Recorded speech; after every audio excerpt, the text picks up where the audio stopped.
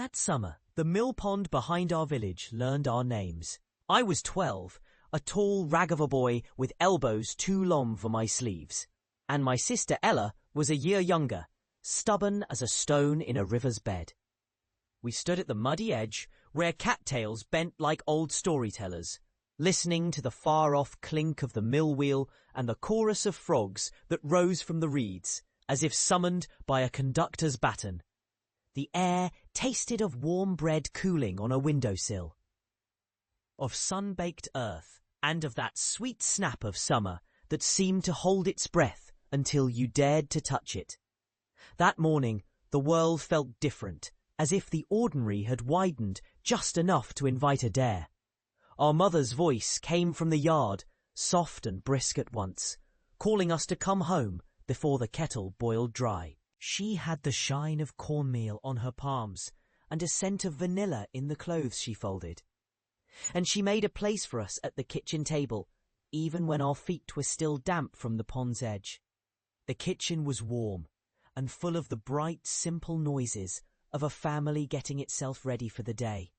A pot rattling gently on the stove, the spoon tapping the rim of a mug, a sigh that meant both comfort and an ache for something you couldn't name. But before the kettle, before the bread, came the leap. The rope hung from a maple that looked old as the hills and twice as patient, dipping and rising with the rhythm of our small, foolish courage. I remember the way the rope bit into my palms, and the way the sun laid a bright coin on the water's surface, where it lay still, a quiet promise. I remember Ella's voice first, half worried, half whistling, a girl who knew how to press a moment into your ribs and make it stay there long after the moment was gone. "Just trust the breath," she said, and then with a wobble of laughter, "And the rope!" We cried, as children do when they step beyond fear, and into something that feels almost holy. The pond was cooler than the day's skin, a green and glassy world that swallowed sound when you held your breath and slipped just beneath the surface. The water had that iron tang you tasted only in rivers that remembered fires and mills. The breath leaving your lungs, tasting faintly of copper pennies and lake-still light. When my chest tightened, when the surface rose and my feet found nothing but the soft, uncertain pull of the current, I thought of how a room can feel too small when the heart is learning to grow up. Yet the first stroke came to me as a small mercy, a stubborn lifting of a weight I hadn't realized I'd been carrying. Ella swam next to me, a little goddess in rough sailor's clothes. We found a rhythm that belonged only to those who have learned to give themselves to something larger than fear. The pond's edge, with its fringe of wild rice and the distant clatter of the mill, receded to a soft, forgiving distance. We learned to float, not by conquering the water, but by surrendering to its push and pull. A slow conversation between body and current. When I finally dared to turn my face toward the sun, the world opened. Houses and fields and the long, lazy road that wound past the church and the old cedar fence, all of it arranged like a child's map of a place you could swim away from and still return to. The sound of laughter drifted from the far bank, distant and sweet, and it felt like a string tied to a future self who, at some other moment, would tell me I had done something brave without knowing I was brave at all. When at last we pulled ourselves onto the muddy bank again, our skin bore the faint pink lines of sunlight and water that would fade by dusk, but burn into memory with their own stubborn tenderness. We dried off on towels that one of the neighbour women had woven from old flour sacks, their rough fibres catching at our hair and snagging on the roughness of our palms. The smell of damp earth rose with the steam of the kettle on the stove. and the kitchen's warmth wrapped us, a soft harbour after the sea of light and air outside.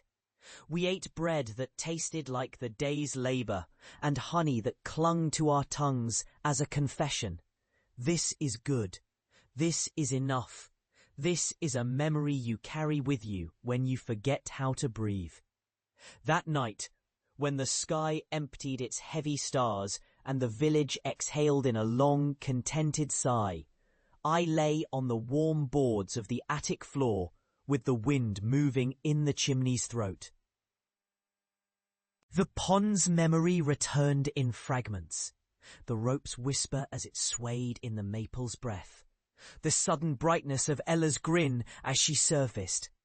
The way the water made your skin feel both dry and strangely alive. The way fear and joy could press themselves into a single bright point and then softly soften into peace. In those hours before sleep, I realized the day had not merely given us a thrill. It had handed us a compass. The world would demand courage again, and I did not become reckless or bold in the loud, dramatic way stories often insist upon. Rather, I grew into a kind of steady wind, the sort that does not rush, but which remains available to those who ask for it.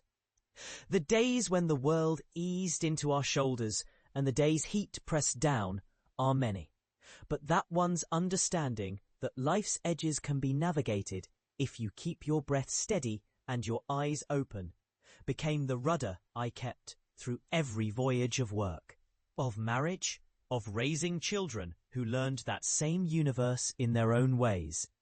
Now I stand at the window of a smaller room, the same old world turning slowly outside, thinking of the pond as if it were a friend I saw only in the corner of a photograph, a friend who looked back with the same patient, amused tenderness. The smell of rain on dust drifts through the air after a storm. The distant laughter of children still climbs over hedges and rooftops.